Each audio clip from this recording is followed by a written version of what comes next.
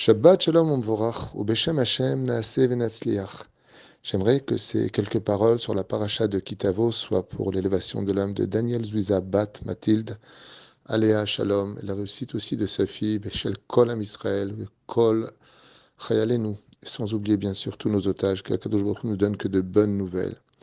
Ce Shabbat, nous allons lire, comme tous les ans, au milieu du mois de Elul, la paracha de Kitavo. Une paracha très spéciale, empreinte de bonheur, en même temps de bénédiction, mais aussi de malédiction. Et cette paracha se lit toujours dans le mois d'Elul parce que, comme on le lira d'ailleurs et on le chantera, Tichle Shana Vekilelotea, que se finisse cette année avec ces malédictions. Pourquoi? Pour que l'on puisse, Tachel Shana Ubirchotea, commencer enfin l'année avec des bénédictions. Sur ce, nos sages nous disent que tout celui qui finit l'année avec de grandes difficultés, cela lui annoncera une année Bezrat Hashem avec beaucoup de bénédictions. À l'image de celui qui avait des dettes à payer, et comme on le sait tous, qui paye ses dettes s'enrichit. Les malédictions qui sont citées sont extrêmement difficiles à lire dans cette paracha de Kitavo. Elles nous mettent en garde, non pas sur des malédictions à proprement dit, mais des conséquences qui nous attendent dans nos actes pour le meilleur, avec leurs bénédictions, et le pire, avec leur malédiction. À l'image d'une maman qui aime son fils et qui lui prévient à maintes reprises, ne t'approche pas du fer à repasser, je l'ai mis en hauteur pour ne pas que tu puisses l'atteindre. Mais l'enfant veut absolument prendre un tabouret, monter dessus et toucher le fer, et voilà qu'il se brûle. Et la mère lui dit, mon fils, regarde, tu as mal alors que je t'avais prévenu. Ainsi donc le Créateur du monde nous met en garde sur les conséquences qui pourraient réveiller malheureusement des situations extrêmement compliquées, difficiles à vivre et autres. Cette paracha nous parle aussi d'une importance exceptionnelle de venir vivre en Eretz Israël. Ve'aya ki tavo el haaretz. Et il fut quand tu viendras vivre en Israël. En ve'aya la leshon simcha. Au sage de nous apprendre qu'on ne peut trouver réellement la joie de vivre que quand on est en Israël. Mais sur ce, il y a une grande question qui se pose. Dafka la Gemara dans Masechet Brachot Bedaf E nous dit que Eretz Israël s'achète avec des issourim, avec des difficultés, avec des souffrances. Il faut mériter la terre d'Eretz Israël et tout le monde pourra le constater. Tout celui qui fait sa alia en Eretz Israël constatera que la vie est très difficile, même si elle est empreinte d'une très grande qualité. Mais sur tous les pôles, il faut se battre. Le shlom bayit, l'éducation, la parnassa, la santé, la sécurité, l'étude de la Torah, tout s'acquiert difficilement en Eretz Israël. Et pourquoi cela? Eh bien, la réponse nous a été donnée aussi dans Masechet Makot Kimdoumani, sur le fait que toutes les mitzvot et la Torah que l'on pratique en dehors de la terre d'Israël nous donnent du mérite, un salaire, tandis qu'ici, c'est pour le championnat du monde. En d'autres termes, en galoute, on s'entraîne à rester juif. En Israël, on prouve qu'on peut rester juif. Sur cette situation, on est sur le championnat du monde. Même si certains ne seront pas d'accord avec cette explication, c'est pourtant une des explications qui figure par nos chachamim. Dans Bereshit Rabbah, Perek Aleph, il est marqué là-bas Besrut Shosha Dvarim Nivra Haolam. Par le mérite de 3 mitzvot, le monde a été créé. Bisrut Chala, par le prélèvement de la Chala, pour cette mitzvah-là. Bisrut Maasrot, par le prélèvement des Maasrot, c'est-à-dire de Trumot ou Maasrot, le prélèvement de la dîme. Et Bisrut Bikurim, et les 7 fruits d'Eretz Israël qu'on avait l'habitude d'apporter pour les Shalosh Regalim au Beth Amikdash. Le point commun qui unit ces 3 mitzvot pour lesquels le monde, comme l'explique le Midrash Bereshit Rabbah, le monde aurait été créé, c'est parce qu'ils représentent le nombril de la raison principale pour laquelle le monde devait être créé. Quelle est la réparation? Eh bien, dans chaque chose que nous avons, le Créateur du monde nous dit, regardez comment j'ai créé le monde. J'ai pris une partie de mes idées, j'en ai créé l'univers. J'ai pris une partie de moi et j'ai créé l'âme juive. J'ai créé l'eau et je lui ai prélevé la terre. J'ai prélevé la terre en créant l'homme. J'ai prélevé de l'homme, j'ai prélevé la femme. J'ai prélevé de la femme un enfant. Quand vous prendrez le blé et que vous en ferez de la farine pour en fabriquer du pain, prélevez la chala. Quand vous obtenez votre paye, prélevez le maaser.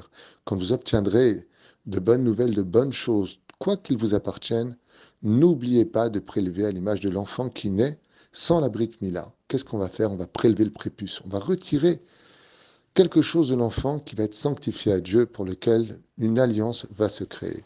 Qu'est-ce qu'on a à y gagner? Toutes les bénédictions.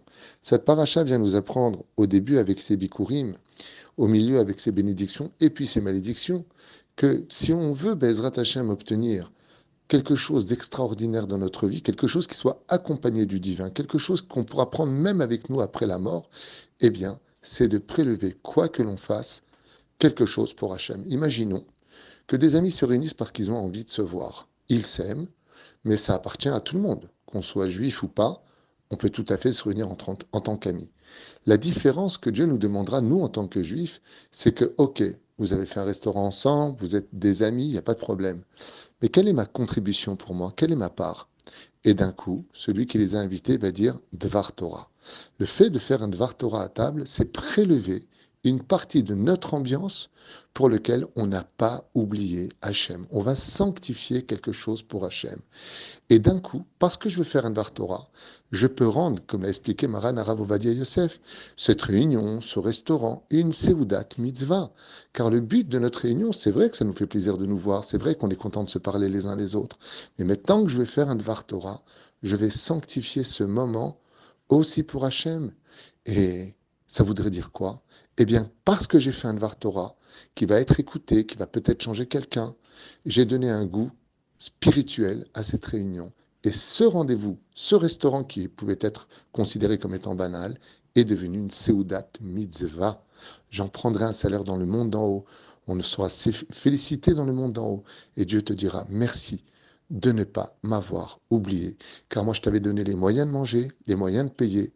Et toi, tu m'as donné aussi la possibilité, par ton libre arbitre, par ton cœur, par ta responsabilité en tant que juif, le droit de participer à ce repas en parlant de moi. Vous savez, il y a une chose on apprend de toutes choses sur Terre. Quand je suis allé au Maroc, j'ai constaté quelque chose qui m'a vraiment éveillé une conscience.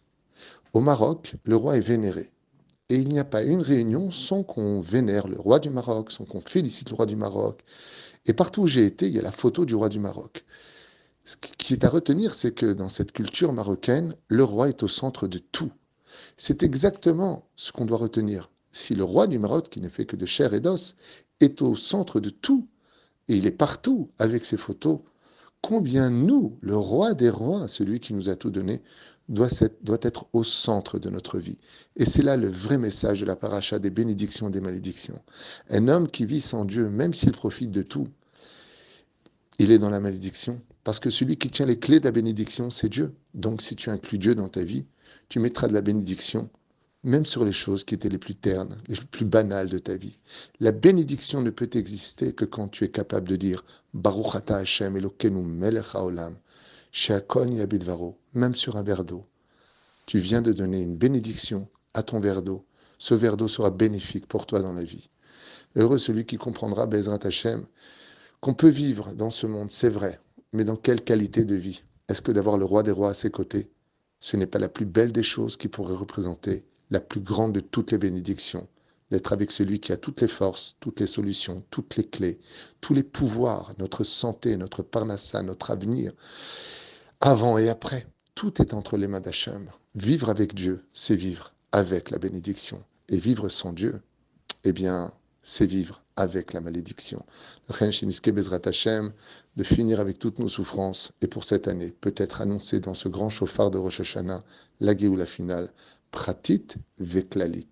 Comme me l'a dit tout à l'heure un ami qui était en visite à la maison, eh bien, les 2 derniers Shabbats, comme c'est marqué dans ma Maseret Shabbat Bedav Kuf Yutret Amoudbet au nom de Rabbi Shimon Bar Yochai, eh bien, oui, si on se gardait 2 Shabbats, ce serait la Géoula. Mais il faudrait que tous les Juifs le soient. Mais à l'échelle individuelle, ne serait-ce qu'un seul Juif qui garderait de tout son cœur les 2 derniers Shabbats avant Rosh Hashanah pourrait peut-être obtenir aussi une Géoula pratique. Et c'est ce que je vous souhaite.